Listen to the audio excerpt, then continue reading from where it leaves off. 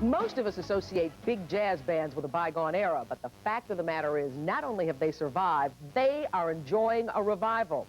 On a weekly basis, you can find 14 big jazz bands performing right in this area, and we got a chance to sample a few.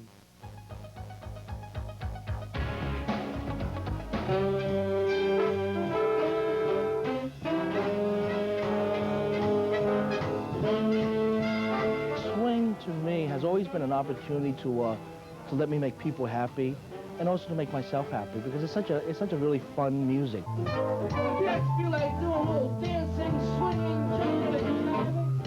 Well, you come to the right place, man. So grab onto your partner,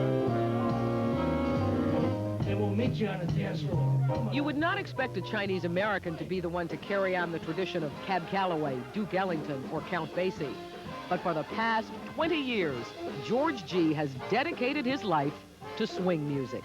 We're a very heavily Basie influenced band, because Count Basie was one of my biggest influence, and I had the pleasure of knowing Count Basie, and he was always very supportive of my plans of being a big band leader. And I just, I wish he was able to see this time now with the big band and swing, because he would be very happy.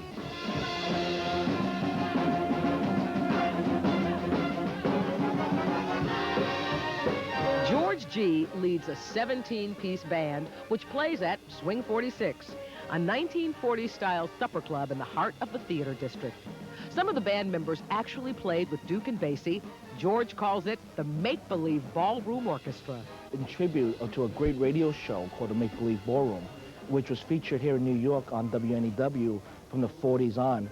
And it was a radio program that kind of featured the top bands of the era.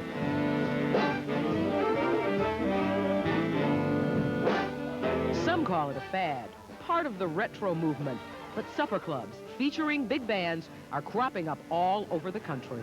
History has a way of repeating itself, and young people are looking back to see what they can create, what they can research.